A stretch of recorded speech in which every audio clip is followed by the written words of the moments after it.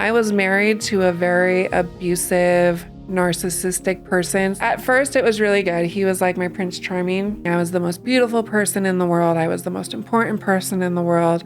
Like, he would love bomb and make me feel like I was so important. But that's the thing about narcissism. Little things started to happen. Like, I would get drunk and I would say something and I would get beat up. Like, I broke my ribs like 12 times. But I was convinced that it was my fault. I remember people were like, how can you be in that? And I'm like, it's not like I woke up one day and I'm like, I'm going to go and I'm going to love somebody that beats the shit out of me. I knew what could happen, what was the gifts of sobriety. I had that. And my ego was so big and it kept me out for so long. It took me a really long time to make it back. But it's not just being sober. It's just like being in this peace and serenity.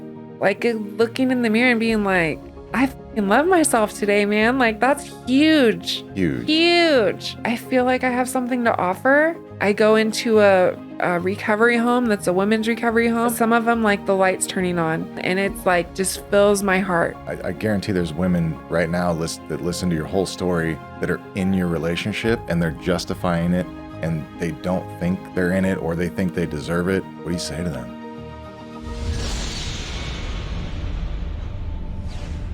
It took me a long time to understand that this is actually, whoever watches this is irrelevant. Like, it doesn't matter how many countries it's in and how many streams it's getting. What's really going on is you and I sitting here. Like, that's what this is. And after a year, I realized that, and it took so much pressure off. You're not trying to say certain things or like use SEO words or anything like that. It's just two humans connecting. Right. Yeah, I almost called it Any Two Humans. Oh, I kind of like that. Yeah. No, I like Vibe with Humanity. I like Vibe with Humanity. Yeah. I really, I'm like, oh, it's hard not to like that one. Yeah, it's really cool. So where are you from originally? I am El Dorado County. Okay. Yep. I grew up, I was born in Placerville at Marshall Hospital. So I lived there most of my life. Grew up Pollock Pines, and then we moved to Georgetown to be closer to my dad's mom and my mom's parents. And yeah. What's it like growing up in Pollock Pines and the trees and the snow and the elements and small town? It's good until it's not. I was the oldest, so I had to shovel the snow. Okay. I had to help out more, you know. There was a certain level of responsibility expected of me.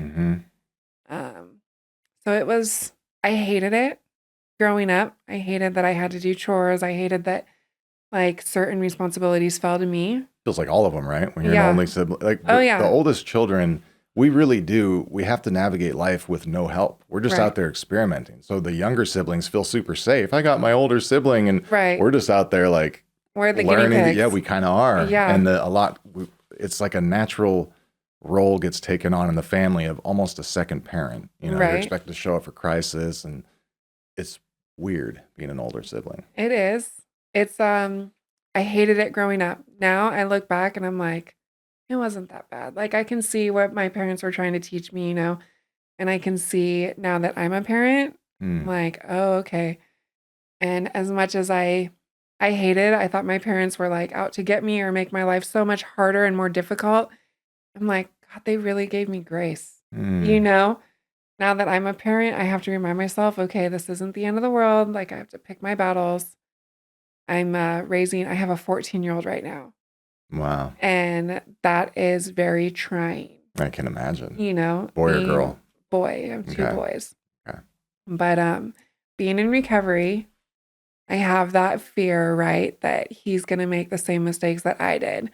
So it seems like every bad decision he makes, in my idea or my eyes, it's huge. It's like, oh my gosh, he's one step away from fentanyl, or he's, you know, one step away from a DUI. And I have to really pump my brakes because I've got so much knowledge and experience.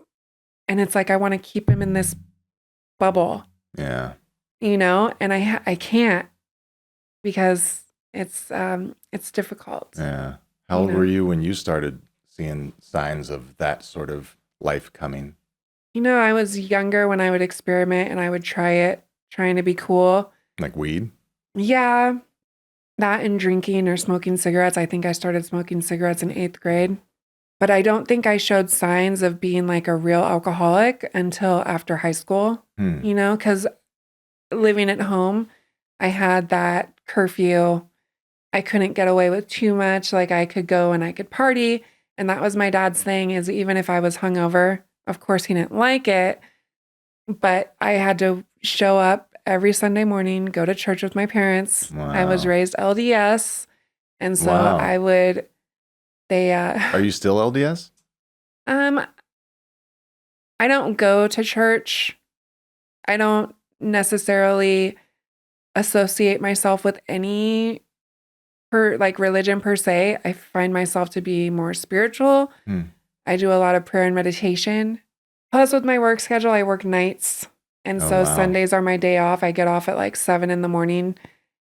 and I want to go home and I want to go to sleep. For sure. I don't want to get dressed and go to church. Yeah. So it's like a little combination of things. But my children, they go to church with my parents or they go to church with my grandmother.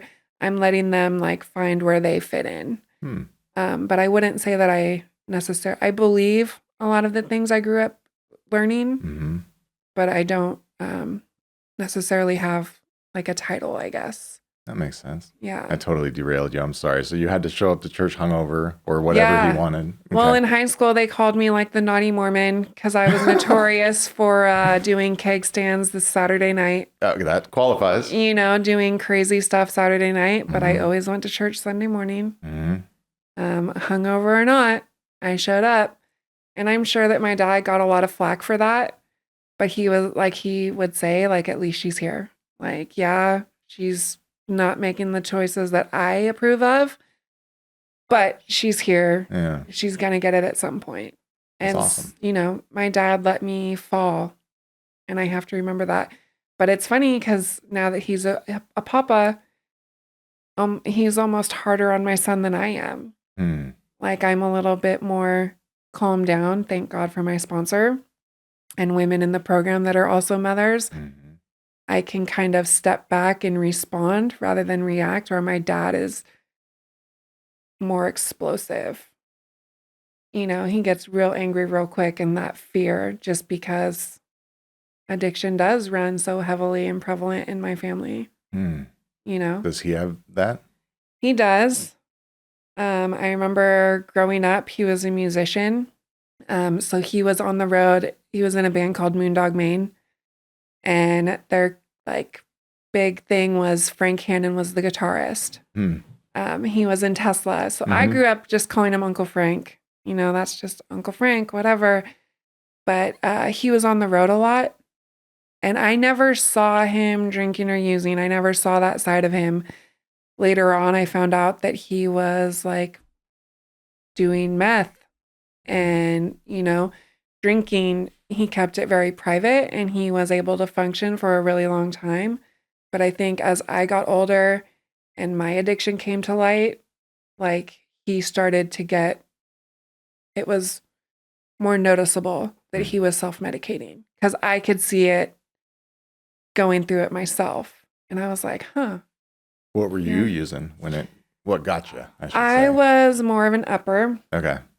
When I found out that my dad did meth, I like took that vow that I will never do meth. I'm going to be high class. So I'm going to stick to cocaine and ecstasy and drinking. Like, I'm not going to be a bottom dweller because I thought I had this ego. Like I was so much better than. And my dad's like, classy stuff here, the designer drugs. Right. And my dad's like, Krista, you're just paying like triple and your high lasts like this. 20 I'm minutes. I'm going to be up for 3 days. Yeah. Really getting shit done. And you're going to be like done. He's like, so you stick to that. I'm good. We can joke about it now. But yeah, it was. Is he on the recovery road as well? He is. He, That's awesome. Last I checked in with him, he was a little over 2 years. So he's like maybe a year ahead of me. I got originally sober in 2010. I was 3 months pregnant with my oldest son, Joey. I got pregnant and I was 3 months sober with my oldest son, Joey. And for the first 5 years of his life, he never saw me drink or use. Like, I was in recovery and I was doing really well. It wasn't until my grandfather got sick with Lou Gehrig's disease that that hit me, and I isolated. I did the exact opposite of what you're supposed to do. I didn't reach out to anyone. I took on that hurt and that pain, and I made it about me. It was no longer about my grandfather's legacy and the time that I had with him. It was about anger towards God. Like, why did he take him? He had retired. He had been retired for like 8 months. He wanted to do so much. He had worked his whole life. And he finally retired. And oh, by the way, you're not going to be able to walk. You're not going to be able to use your arms. You're slowly going to lose every function in your body. And that's how you're going to die. And with Lou Gehrig, is their brain still cognizant? Like, are they still up until themselves? the end? But it's like, so they're just in a prison of a decaying body. Of their body. That's horrible. They lose the function to breathe on their own. Like, all the nerves, all the function that we take for granted, it slowly just goes away. So he was getting pains in his legs and the muscle deteriorated. And so it started like he couldn't walk. And there were pictures of him where he'd have a belt that he wrapped around his legs to hold them tight or closed, because when he'd be sitting in his wheelchair, they would just he couldn't. Just no muscle. He had no weight, like no strength. And this is the man that would build custom cars, restore custom cars. He would see like a bike rack or images that he wanted, and he would just go home and fabricate that in his shop. He had this huge mechanic shop, like he was very much with his hands. He taught me how to drive a manual stick shift, like he was just this builder. He built his entire house, him and my grandmother. I mean, he was just like a man's man. And so growing up, like he was who I wanted in my life, like I wanted a man that had traits like that. And we were really close, and it just broke my heart. And a few months after he passed away, I was like, okay, I think I can be normal. I think I deserve this. Oh, like you could drink or use again. Yeah. So were you in a 12-step program at that time? I was. Like, I had a sponsor, but I wasn't really talking to her. I was married to a very abusive, narcissistic person. So like if I went to a meeting or if I went to see my sponsor, it was, okay, it is 12 o'clock. I'm going to give you an hour. Oh, boy. And you better be home within 20 minutes after that hour. Otherwise, you are sleeping with someone else. You're doing something wrong. Like, you need to go there and come back within a certain time frame. Or he would like call me multiple times and be like, you better be dead, or you like better have a good excuse, because I better not find out that you're cheating on me. Stressful. And you were trying to stay sober, and which is stressful in itself. Too. Right. And so when he would want you home, it was serve him in some way, right? Yeah. Like his ego or something, or that's what narcissism does. Yeah. And he was so insecure. It didn't matter how in love with him I was or what I did right. I remember I was cutting tomatoes for a salad and I didn't use the right knife. And he just backhanded me, and he's like, you're such an idiot. Like, you Hit do. You? Yeah. Ah. And he's like, you're so dumb. You know that you're supposed to cut it. Like, you're making a bigger mess. You're trying to make like crappy food for me. And you're supposed to be you're supposed to serve me. And I'm like, I had no idea that you had to use a special serrated knife to cut tomatoes. I didn't either. Yeah. Like, I just came home after. And I'm like, I just came home after work, and I'm sorry, I've got children, I've got things on my mind.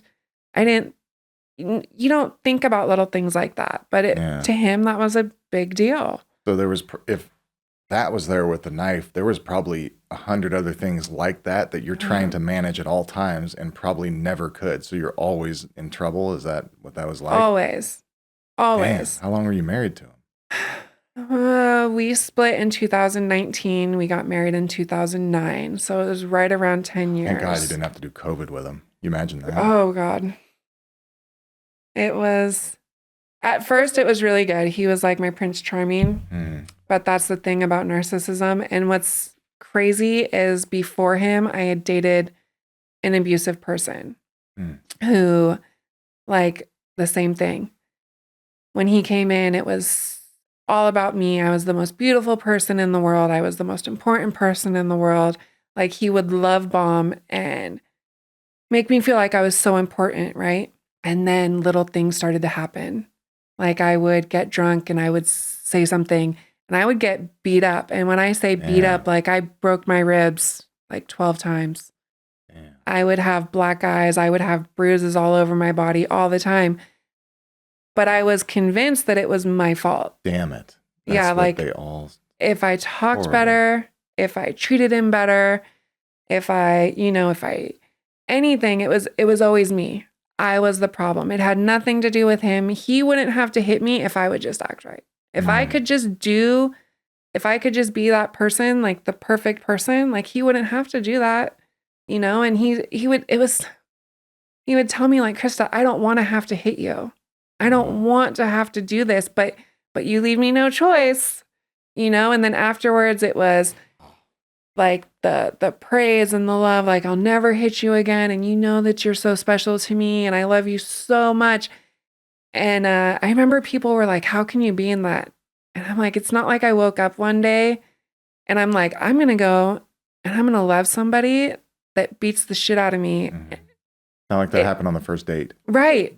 It just slowly takes over and you look back and I remember that first day that I looked in the mirror and I didn't have bruises all over my body. And I was like, oh, so this must be what it's like to be normal.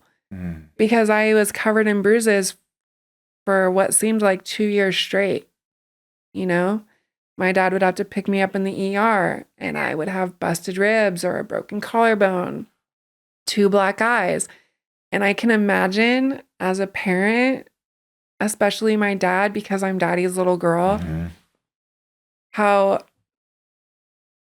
hard that must have been for him to see me like that. And when he would tell me, you can't go back, you need to leave. And I would sneak out and go back. Wow. And I would be gone for months at a time. They wouldn't hear from me. They wouldn't know if I was dead or alive. Were you using with this guy? Oh, yeah. Okay. What were the first signs that, like, if you could look back and be like, oh, I ignored that red flag or I missed that red flag, right. Like you drop a fork on a date and overreaction there. What's the first one you remember that maybe other women could look out for?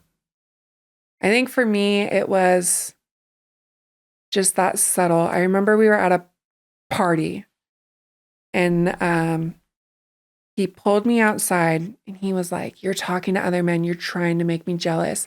And I remember he grabbed me by my arms and he held me up against the wall. And then he let me go and he like just choked me.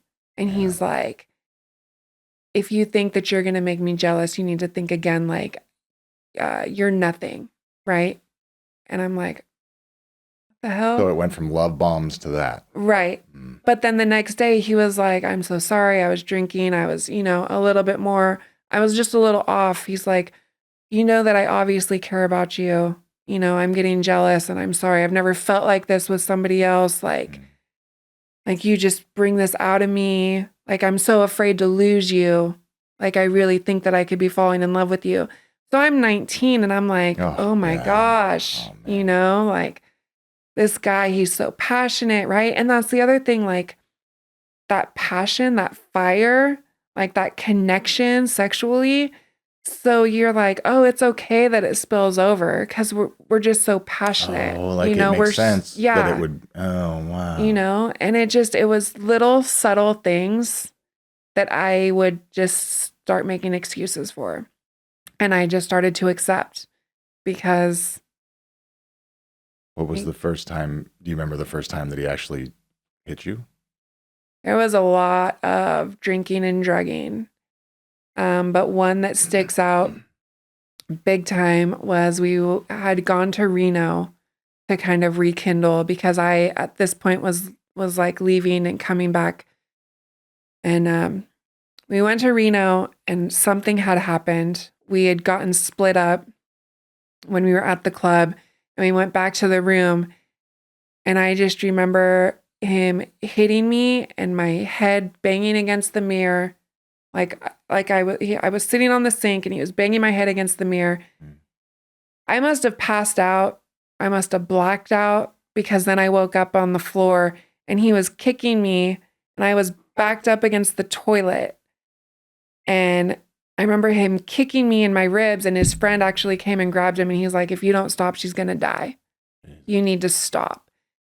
And I think that was the biggest one that scared me. Yeah. I wish it would have been the last one, but unfortunately, I think I stayed with him another 9 months. And I don't know. Maybe I would. No. I'm like, because I would leave, to be like, oh, you do miss me. You do want me back. And then I would go back and it's almost, I don't know. There was just a really bad situation. The drinking and the drugging and the mental manipulation. Yeah. So I tried to play mental manipulation games with him. Okay. Play it back, and it just blew up in my face. Because he's like, yeah, you're not going to have that over me. Like I am your master. There's almost like that obedience. Like he's it. How old was he? When I met with him, I was 19. He was 22. Okay. So when I left, I was 21. He was like 24, 25. How did you finally get out? Was it like, how did that end? My 21st birthday, I wanted him to go out with me and spend the night on the town. So we were in like an open relationship. Okay.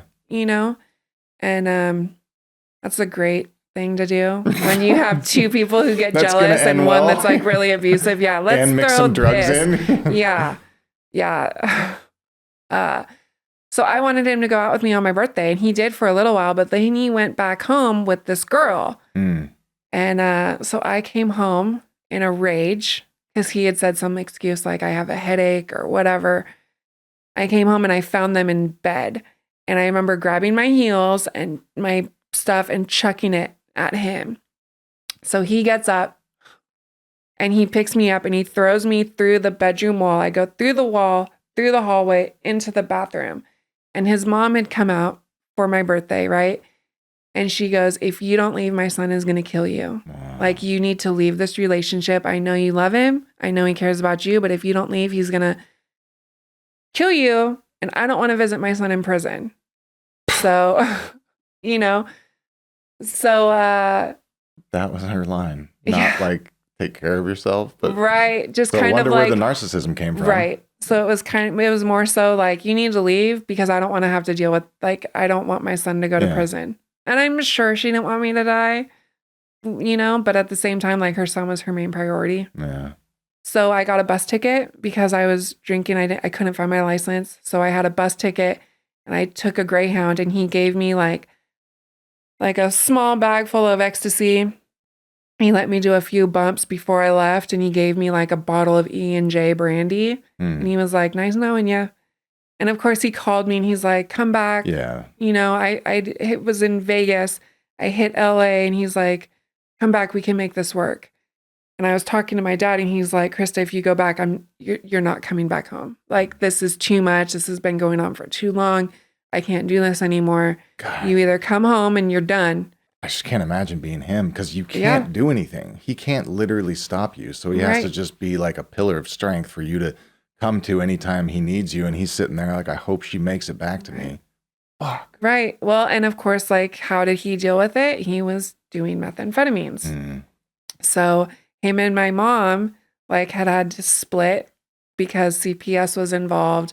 So my mom had my two brothers and my dad was in and out of rehab trying to get his stuff together. And I can only imagine a lot of it had to do with the fact of what I was going through and what I was doing. So then you have that guilt as well? Yeah. Damn. So it was... That's a lot of burden at 21. Yeah. Talk about picking up a lot of trauma. And I like looking back, I'm like, no wonder I ran for as long as I did. Yeah. And I numbed out because I didn't want to deal with the reality. I didn't want to deal with like the consequences, me going to jail or me getting hit. I was used to it. But thinking about what it was doing to my parents or thinking about what it was doing to other people who cared about me, like my grandmother. You know, my grandfather was still alive at this time. Like thinking about the family, you know, that saw me, that I had hope. Like I had, you know, I could have had a beautiful future. Mm-hmm. And I chose to run and do this, you know, and I had given up on life. I couldn't face life on life's terms. And I ran. I hid. Like no thanks, not today. It was easier for me to just numb myself. So ran as in like a big drug runner. Oh yeah, like I just stayed high from the age of 19 until 23 years old, 22. I had broken my ribs 12, 13 times. And each time that these ribs broke, they severed my pancreas just a little bit. Jesus. Yeah. So from kicks then or something like kicks and punches, like it severed my pancreas. So my pancreas was split in half. So one part was trying to work and the other part was just consuming itself. Oh, wow. And so I had pancreatitis. And I remember the doctors would send people from like the program. And they're like, do you think you have a problem? And I'm like, have you been talking to my dad? Because I'm not an alcoholic. Like I drink a fifth a day. Wait, so they were coming in and 12-stepping you in the hospital Yeah. like the good old days, like in the book? Mm-hmm. I didn't know that still happened. Well, because I remember. That's crazy. Yeah. That's awesome. Well, the doctor, he's like, there's no way that this happened from a man hitting you. He's like, the only time we've seen this kind of trauma is when a person's in a car and the front crushes them. He's like, I don't believe you. That's and I'm like, I've never been in a car accident. And like, I know I was there. And he goes, no, it's because of your drinking, which I give him that. It didn't help, you know, but the initial trauma was the fact that it was, you know, breaking my ribs all those times. Damn. And now you're alone with it. You're not going to be believed. That's effed up. Well, when my surgeon got in there, he was like, oh yeah, there was a lot of scar tissue. Yeah. So I had to have surgery. I have this huge L on my chest. They cut me. I was at Marshall Hospital, and I was one of the first cases that this surgeon had. And so he had another surgeon assisting him, and I was in surgery for, I want to say like 12 hours, 10, 12 hours. And they got in there. They had tried to do a stent, but the stent wasn't holding. Like they were trying to connect it back together to see if it would regrow itself, but it wasn't. So they went in there and they removed the part of the pancreas that was consuming itself. But my spleen was covered in pseudocysts from the trauma, so they had to take that out. And they went in there and he could see like where it was fractured multiple times. And he was like, yeah, you know, unfortunately, that's like I believe incident. you. Yeah. Yeah. Was that valid? Was that nice to have someone at least say, I believe you? Kind of. I mean, it just made me feel like, okay, I'm not really an alcoholic. You know, like. Damn it. That's where that went. It was like. At this point, you were out of the relationship? Mm-hmm. Okay. Mm-hmm. Wow. Yeah. And so I tried going to meetings and my first reaction was, all right, I'll quit doing the drugs because that's illegal. And that's like obviously really bad for me because my consequences are a lot more harsher, you know, but I can continue to drink. I can continue to function because I'm not really like, I don't have a problem with drinking. It's more so that I have a problem putting stuff up my nose and not eating for days at a time. So I'll continue drinking. But I'll do it the normal way. Like I'll do it tastefully. Like I'll have a glass of wine and be all ladylike, you know? Switch from beer to wine. Yeah. Yeah. I'm not going to drink a fifth a day. And I think the glass of wine maybe lasted not even a night. So it didn't work. No, because it's with me, it's not wanting to be ladylike or it's just, I drink with the intent of getting fucked up. So if I'm not blacked out, if I'm like not hammered, exactly. Yeah. Like there's no point to my drinking. Like, I don't want to remember. I want to black out. I want to have the best night of my life. And like, I never had that stop button, that pause button. Mm. You know, I was the loudest one, the most obnoxious. So it stayed with drinking for a while then after that? Yeah, I met my kid's father at 24. So it was like a year after my surgery. Okay. And so then you'd been out about 2 years of that relationship, the previous? Yes. Okay. And so I met my kid's father, and like any good new addict, alcoholic in the rooms, it was, I've got 30 days, you've got 20 days. If we get together, like we'll have a really good relationship and we'll push each other in recovery. Like, let's do it. So we had maybe 90 days clean and sober. Yeah. We went up to Tahoe, got married. 3 months later, I found out I was pregnant with my son. So it was one of the worst decisions I made. I mean, I'm grateful because I love my sons and they're the best parts of me. They are, that's beautiful. You know, like they are the reason that I made it back. You know, like I should have died a lot. There were many times that I should have died. And I truly believe that I'm here to be Jack and Joe's mom. You know, like that's my purpose. And helping women who are abused, who want to get help. Not everybody does. I know I didn't. That's hard to watch, I bet. Yeah. Well, it's like you see that cycle from the outside, and it's like, I know all the stops she's going to go. You know, like I see the justification, the denial, you know, if I just acted right, he wouldn't hit me. So let me try to do it, you know? But unfortunately, like you might get better with your cooking, but then it's going to be, you're not sweeping properly. Okay. You're not, you know, you're not as affectionate. You're not kissing me as much. Like you're never going to be enough. Like even if you fix all these things that he expects of you, like he's still going to find reasons so you could hit a 100-thing checklist perfectly, and then there'll be it'll just keep adding to it. Right. So you're never going to be safe with a narcissist. Wow. No, it's like for me, I believe like once that dynamic is there, that the abuser is always going to be the abuser. And until that person leaves, it's just the reality. That is the normal. So and your second husband, was the father of your children a narcissist? Oh, yeah. Oh. Yeah. Again. Dang it. Yeah. I had a type, you know? Dang. And it's like, why do you think you ended up in the same type of situation? I think it's like I said, growing up, my dad was on the road. And so we were really close the first few years of my life growing up. Like I was daddy's little girl, but then he was off. So part of me wanted somebody who would come in and fill that role that would kind of father me. Okay. But at the same time, like I wanted a partner. And so I hate saying that I had daddy issues, even though it's probably true. But it's like I looked for somebody who would fill that role of the dad, but at the same time also be the partner. And I've done a lot of work. I don't know where my relationship between me and my dad went wrong. I think it was the fact that we were both closet addict alcoholics.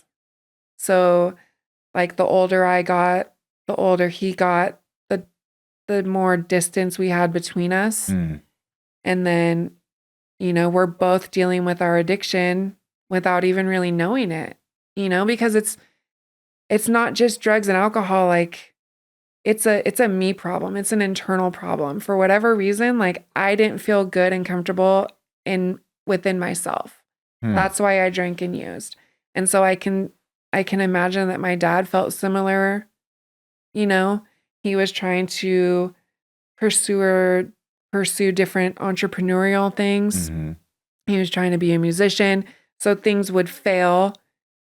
And, you know, he wanted to be the provider, the guy that took care of his family, that we were doing really well. And when he wasn't hitting that mark, I think he kind of took it hard. I don't know. Mhm. I can't say, what it was, but I can only imagine because I see those traits within myself. Yeah. I'm really hard on myself. I have unrealistic expectations of myself. If I'm not a really hard worker, if I'm not moving forward, I I tend to feel like I'm failing. It doesn't matter that all these things are going right in my life. Like I only focus on the one thing that went wrong. Wow. And thank God for recovery. Thank God for trauma therapy, Mm. for counseling, because I've been able to do a lot of work. And I think that was the biggest thing that I was missing in the 5 years that I had in recovery while I was married. You didn't address what they would say outside issues, right? Yeah, I didn't do that. I didn't build bonds with women. Like I couldn't, Like I said, I had monitored, metered time that I could go and be with my sponsor. Oh, yeah. He didn't want me to go to meetings with other women because two women together, we must be, pursuing little interactions with men and being or they'll flirtatious. find out that he's a dirtbag. Right. Mm. And I think that's a lot too, is he doesn't want that truth getting out there. Like he doesn't want to lose what he has. And if I would just act right, it would be so much smoother. It'd be so much better. We'd be like the beavers. And it's impossible to ever act right. And if you're in that relationship, right? Yeah. Like you can never do. This was the second marriage that we're talking about? I'm sorry. Yes. No, okay. Yeah. So this was my kid's dad. I only have. Was he physically abusive as well? Mm-hmm. I'm jumping you around. Sorry, my brain. No, it's okay. Yeah. Yes, he was mentally and physically abusive. My dad, with that one, was a little bit more aggressive. Okay. After seeing what went on with the first one, he's like, "Oh no, we're not doing this again." Mm. So unfortunately, him and my dad got physical, and they got into a fist fight one night. As my dad was just done. Yeah. He was like, "I've been there, done that. I'm not gonna have my daughter get abused." And by no means, he was bad. He wasn't as bad as the first one. So I was a little bit better. That's good. Yeah. So the first one, that was the worst I'd ever gone through. That's the worst I've ever heard. Someone going through that survived it. I remember I was being booked in El Dorado County, and the woman booking me goes, "What happened?" And I'm like, "What do you mean?" And she goes, "You have two perfect black eyes." And I'm like, "My boyfriend beat me. Like, you want a set? Because I can have him hook you up." And I remember her like, "You don't talk like that." And I'm like, who compliments somebody on two black eyes? Like, obviously, I didn't just fall. Yeah. I'm obviously in an abusive relationship. You know what I mean? Like, it was crazy. But I was the bad guy because I'm like, he'll hook you up. But that was my ammo. Should not have been drunk. How did that relationship end? The marriage, I should say. So CPS got involved. Because of abuse or drugs? Because of abuse. Okay. I was pretty good. I hadn't done cocaine in a really long time. I wasn't really drinking because with half a pancreas, every time I drank, it felt like alcohol poisoning. Oh, wow. And it was like, I would be hungover for like 4 or 5 days. Mm. And so to me, it just wasn't worth it. So I found this really cool thing called Vicodin. Oh, no. Oh, yeah. No. What year was this? 2010. Okay. No. Well, when I found the Vicodin, it was like 2014. Yeah. It was right after my second son. So he was born in 2016. So I was getting him for back pain. Okay. And the kid's dad, he could get it also for back pain. So I would get 120 the first 2 weeks, and he would get 120 the second 2 weeks. So between him and I, we would go through 240 pills in a month. And that seems like a lot, but it was just enough. Yeah. I because get it. You would pop them and you would feel good. The best. Right.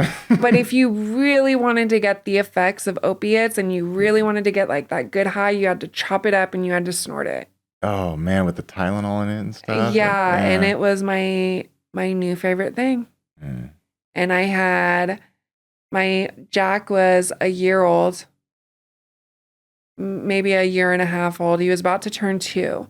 Joe was around 8, and their dad was upset because I wouldn't give him money that he had earned on a side job because I needed to pay bills. And he was drinking really heavily, and I knew that if I gave him this money, I wasn't going to see it. I wasn't going to be able to pay bills.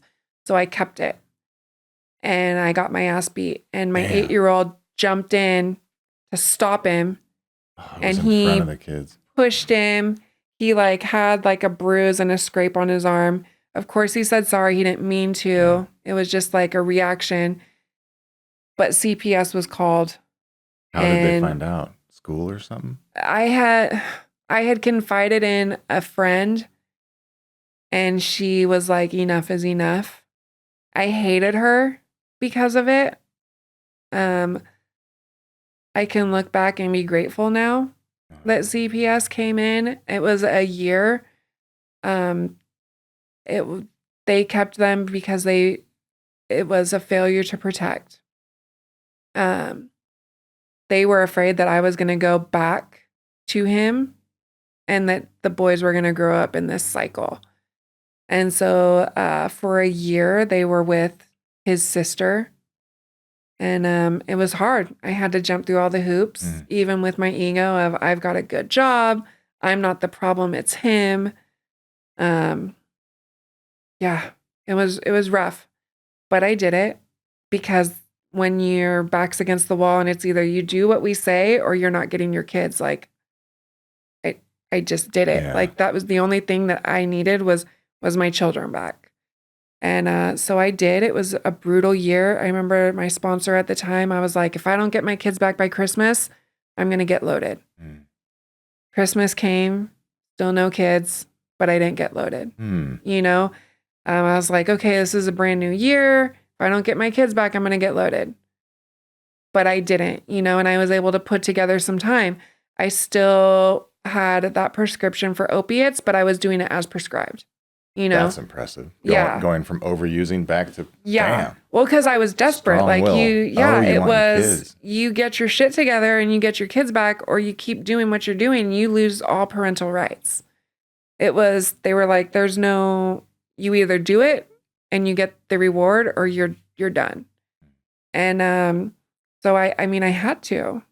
Their dad gave up. He didn't even try. He would go to a couple counseling sessions. He would show up to a couple visits.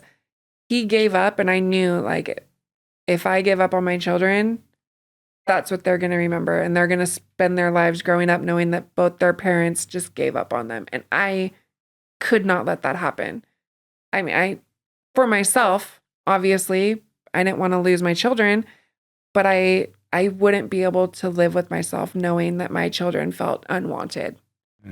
And that's one thing that I've always told them is, yes, me and your dad didn't work out, but you are both conceived in love. You are very much wanted, and you are the perfect pieces of me and your dad. We have a lot of whatever, and we don't work, but you have everything good about us within you. And I try really hard to make sure, because I can only imagine. I see it with my 14-year-old. They haven't talked to their dad in over a year.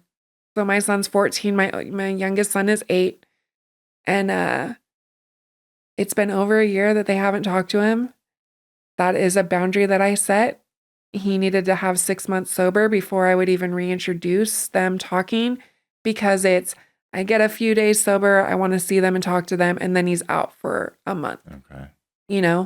And that's not good for the kids. No, because then they would start acting out. And so I just cut off all. And I've talked to his sister. I'm very, very close with his sister. She takes the kids for a weekend once a month. I wanted them to grow up knowing their dad's side of the family. I didn't want them to not have that connection, And I've always told them, when you get older, if you choose to have that relationship with your dad, whatever you want, I support that. But right now, it's my job to protect you. And so this is me setting this boundary for you. And so it's been a year. They haven't talked to their dad. They haven't seen him in 2 years. Wow. And I know that it's really hard on my 14-year-old. He'll make little comments of, yeah, well, if I only had a dad. Mm. And he does like me where he's like, I'm just joking. Like, it's not, I don't think about it that much. But I'm like, okay. So I got him into therapy. He has amazing men in his life.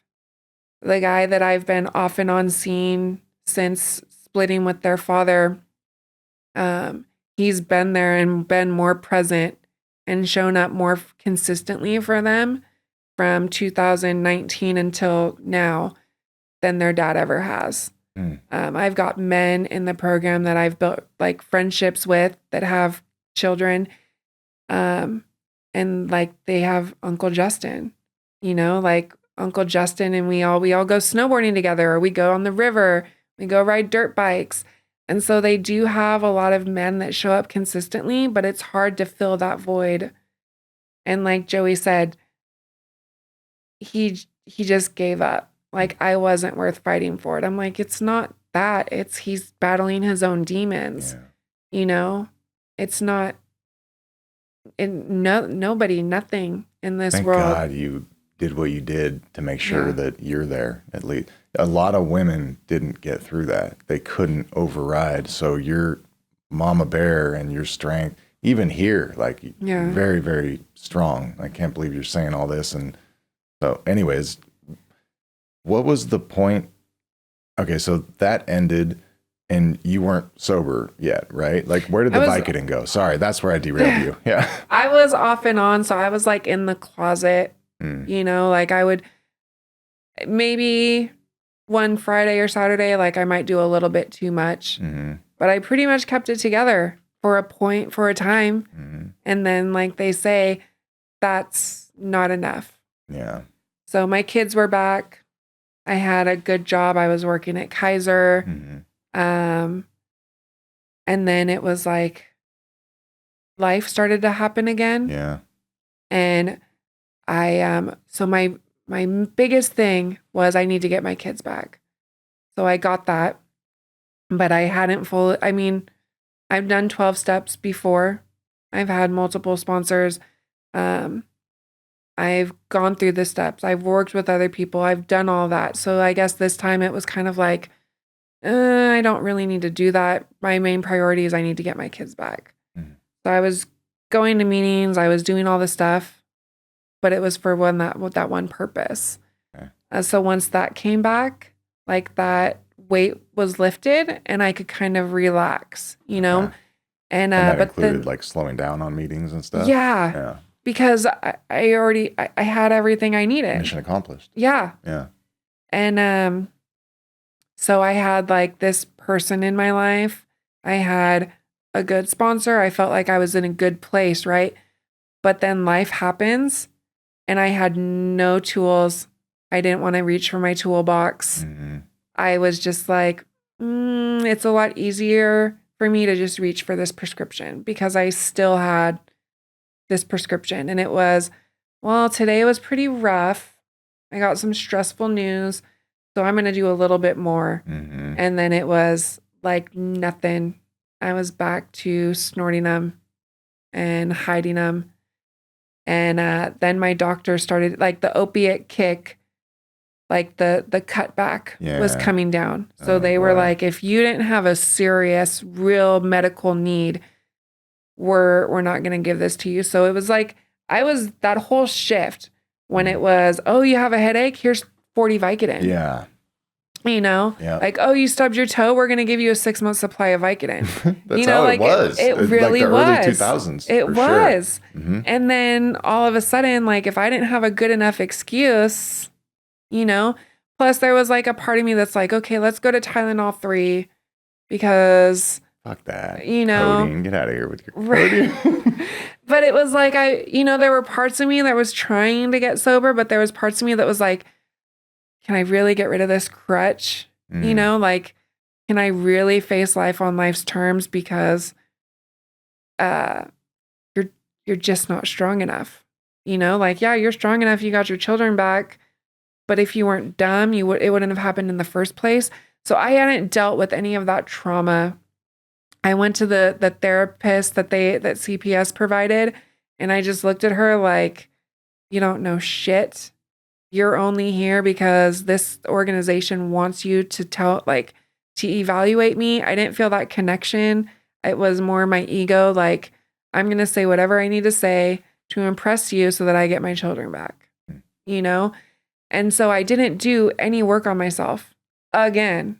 You know, I did all the steps and I did all the things and I looked great on the outside, but on the inside, I still had so much trauma from that first abuse, from the next abuse, you know, losing my grandfather, just all these things that we're going to put it in this closet and we're never going to open the door. And numb it. We're never going to look. Yeah. And so it's like all this stuff that had happened in the 15 years of my using, it would like come out in little spurts, you know? And the last thing I remember is I was claiming to have 18 months. And the person in my life said, I know that you're lying. So either you can tell me the truth or we can just stop talking because I know that you're lying. And you were snorting the Vicodin at this time? Is that what it was? Okay. And I mean, I had gotten into debt because I was buying it from somebody because I wasn't getting the prescriptions like I used to. And I had to get honest. So I had to tell my sponsor. I had to go to meetings and raise your hand. Yeah. And say, by the way, like not only do I have 2 days, but I've been lying to you for 18 months and I've been saying that I'm someone that I'm not. And I wish that would have been my bottom, you know, but it's like, I always found the trap door, or I always decided, okay, well, that didn't work, but let me try one more thing before I fully concede. And the craziest thing is I had 5 years and I knew what could happen. What was the pink cloud, the gifts of sobriety. I had that.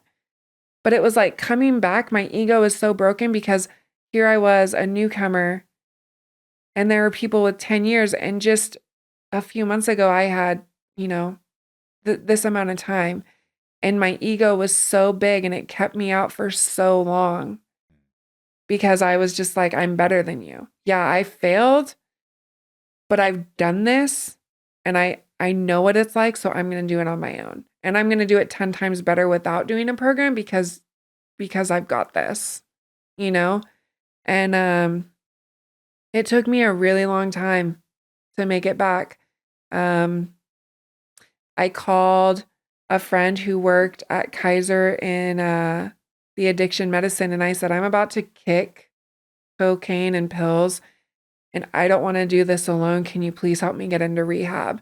And that was January 13th of 2023. And I haven't used since then. Like sober. Yeah. I mean, I haven't drank since 2019, but that's awesome. Yeah. First of all, I know it's not your sobriety date, but that's a big accomplishment. It is. That gets overlooked in some 12-step programs. That's a big deal. Yeah. So, that's and good. I think about that because I'm like, God, it's been a long time. Oh no! No. Like I'll think about it, and I'm like, God, it's been a really long time. But I have to remember that I don't even look at it as a substance, like a recovery from substance anymore. I've recovered from the demons within me.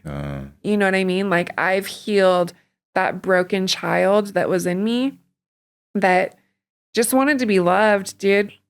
You know, looking back, like I just wanted somebody to love me because I couldn't love myself. So I just wanted somebody to love me and validate me and tell me that I was worth it, you know? And if I didn't get that, then I would get drunk or high and I would do whatever because I had so much pain, you know? And I don't know. I did a lot of work.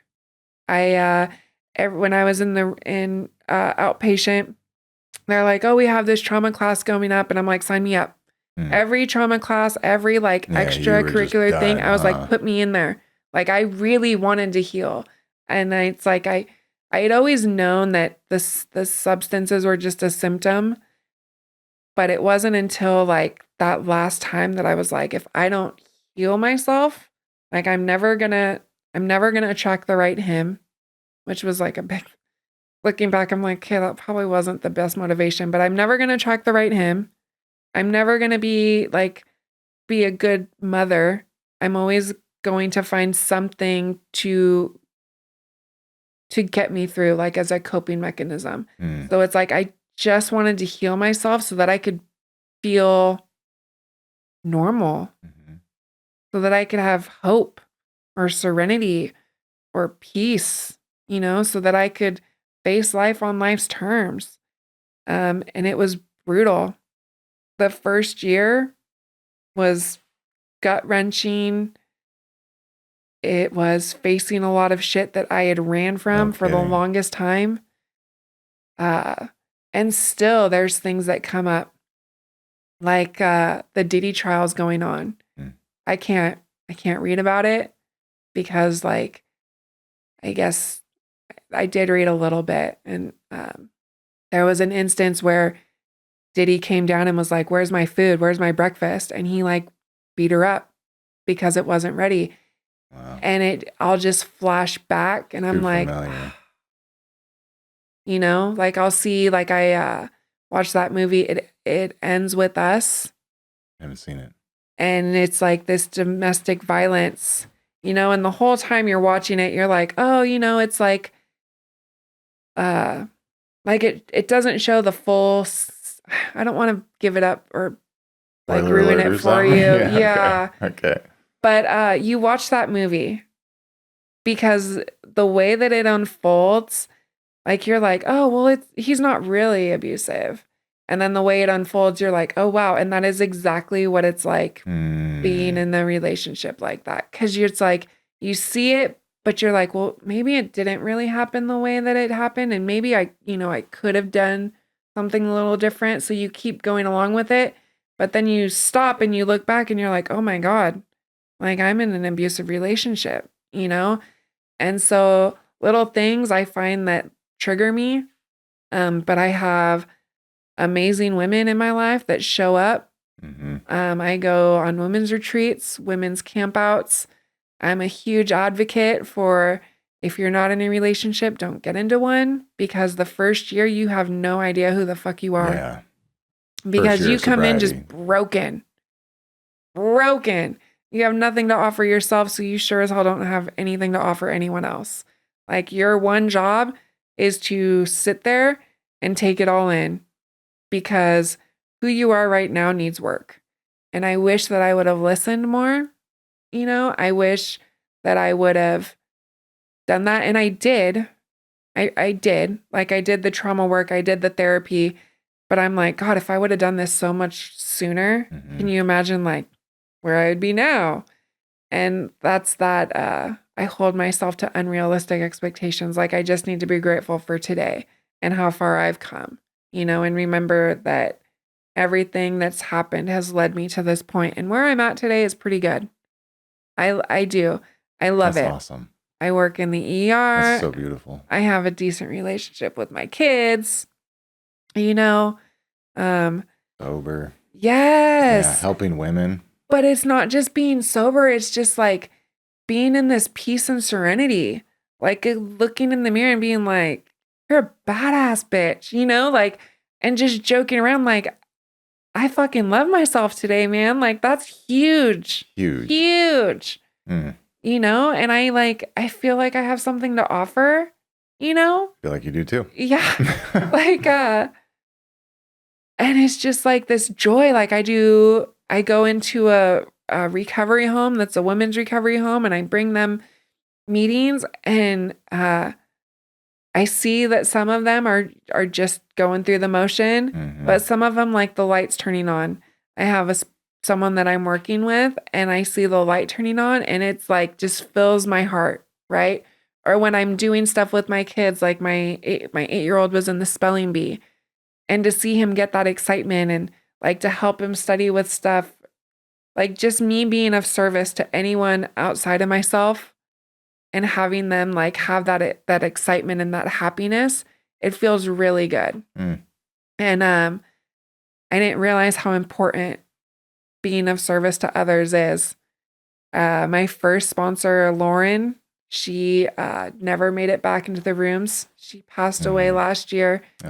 But she had me call 3 women every day. I couldn't text. I had to call 3 women every day for 30 days. And it took me 6 months to get those 30 days. But that little tool helped me in a lot of ways because I was in the habit of picking up the phone and reaching out to women and finding how I could be of service to them, how their day was going, and then I could make it about me. Then I could explain what I'm going through, Wow. So then it became second nature to call no matter how you're feeling. Right. So when something... picking up that phone. You know what kind of blows me? I guarantee there's women right now that listen to your whole story that are in your relationship and they're justifying it and they don't think they're in it or they think they deserve it. What do you say to them?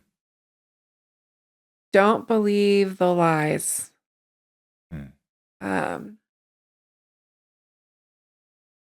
It's hard because when you're in that state, you want so badly to think that you can fix it, to think that you can make it work.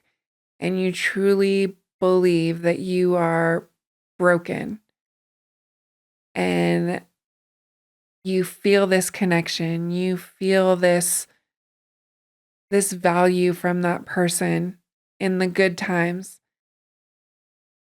And so you really think that you can do it. And it's nothing that somebody can tell you. You have to know, I can't do this anymore. All I can do is be of service. And I will, like I tell women, if you call me, I will come pick you up. I will talk to you. But it's just, don't believe the lies. Yeah. There's not much you can really do, huh? You can't. Because if you try to force them or you try to help them and it's too soon, they'll go back just like I did. That's so brutal. So you just sit back and hope they survive it. Yeah, and I mean, I share my story. I share my truth, and I hope that they're like, okay.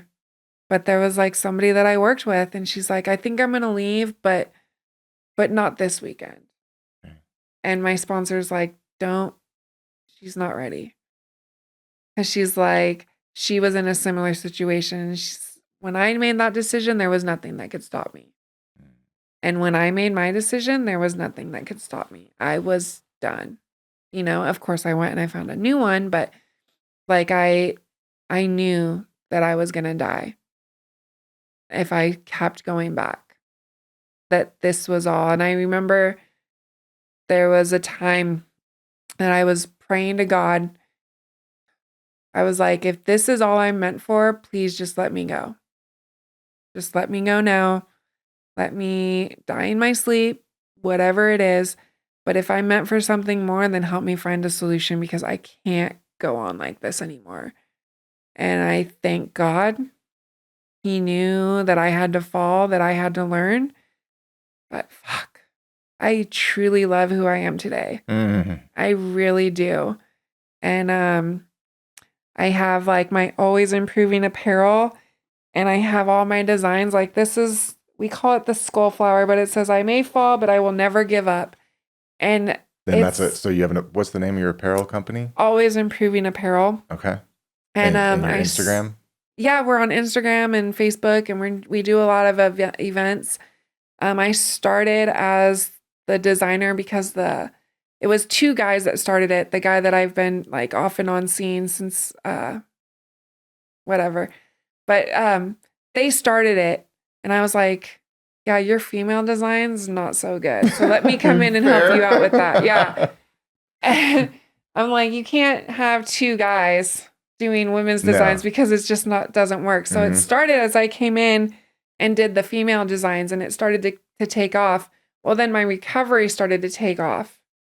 And I was like getting more into it. And now I'm like, business partner. Like I get to make big girl decisions, I do all the social media. I book events. I talk about it. This is like all I wear. All my clothing is always improving. So like even when I'm at work, like I'll have like an ER tech shirt on, but it'll have my logo on the back, right? So and I'm known for people come into the ER, like I'm known for having my mid-calf socks. We've got socks with these really cool designs. And so patients are like, "Oh my God, I love your socks." And I'm like, "Thank you so much. It's my, that's my claim to fame. Everybody knows me. Like I'm the tech with the cool socks."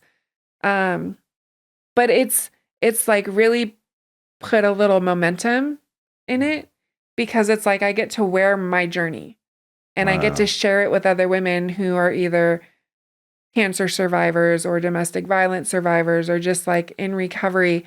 Like they'll wear this and they'll tell me when they're buying it, they'll tell me, "Oh my God, so I went through this and this is why I love this shirt." And so to feel that bond and that connection, it's just another outlet for me to carry my story and to share it with the world. And it's my favorite. I actually brought you a shirt of your own. You did? I did. Okay. Well, yes, because I watch like Joe Rogan and Patrick Bet-David. And so it's always like this thing that you have to bring your host a gift. All right. And so that's the company. Oh, yeah. And I remember you were talking about Kaizen and how it's like little steps every day. And so, yes, there is pain, but that pain equals change. And it's, Sick. And Thank it's, you. yes. So wear it with pride, wear your story, wear your journey. That's, where I'm at. God. My kids get all the slogans. My 14-year-old is notorious for being like, "Mom, do you need a meeting?" Like, "I'll watch Jack. Why don't you go hit up a meeting?" Or, "Have you talked to your sponsor today?" Who's Derek? We're in the room with Derek. Is this business partner? Business partner. Okay. Yes. Business partner. Yeah. Cool, man. Yeah. Well, great company. Relationship. Yeah. Oh, you guys are in a relationship? Yeah. Hell yeah. I just put you guys on the spot. I didn't mean to do that. No, I'm sorry. It's been rough. I mean, for 18 months, I lied to him and said I'm sober. Oh, but I was chopping up lines in his bathroom. So you knew intuitively, huh? Like before, yeah. I had a little help, but yeah. And I told him, I was like, I think there was a part of me that wanted to get caught. Like I really do, because I would like sneak in the bathroom and chop up lines. And I'm like, "Oh, my stomach's hurting." There was a part of me that wanted to get caught, that wanted to be done, but I wasn't going to come clean on my own. Yeah. Like if you got it out of me, okay. But there was still that, well, if I can just quit, then I'll keep all this time that I've built up and I'll fix it all on my own, And then I won't tell anyone. Right, right. So then I'll have double the time but it'll only be like half of that of real. But it was just those lies and that twisted thinking. It messes with you, Sure. And I am one to believe the lies, I'm like, I can think, I truly believe I can fix this. Convince yourself and everything. Yeah.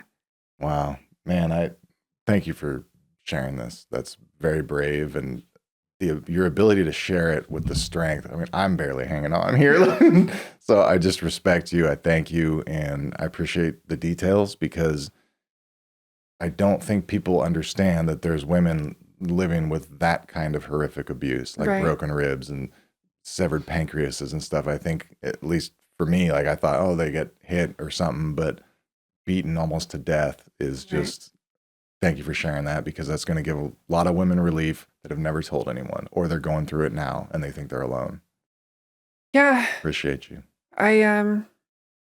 You love yourself. I love hearing that. That's so cool. You really do. It took me a really long time to get to that point, because it's like all the guilt of, well, I did illegal things. I have a past.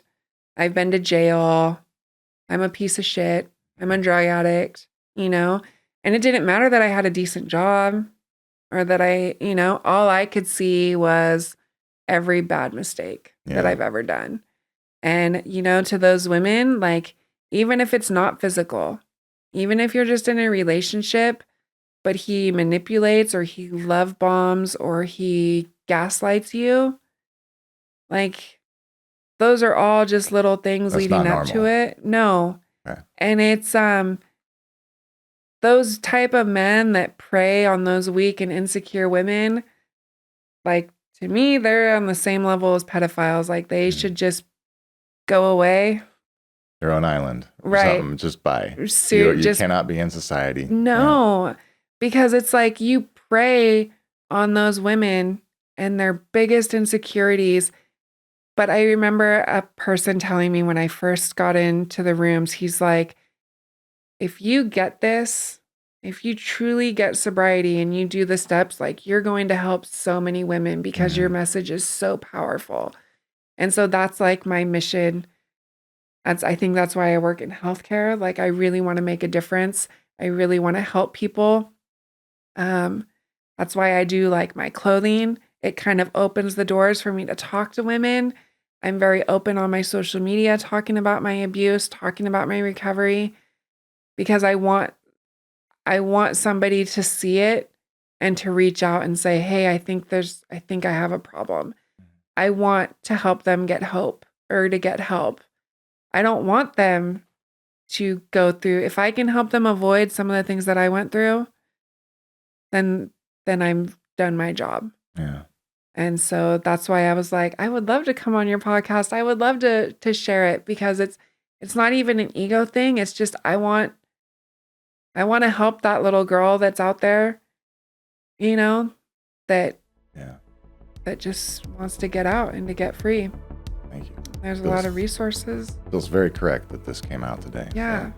So I'm down to post about your company too, and I think the whole thing is great. And I love it. yeah, thank you. No, thank you.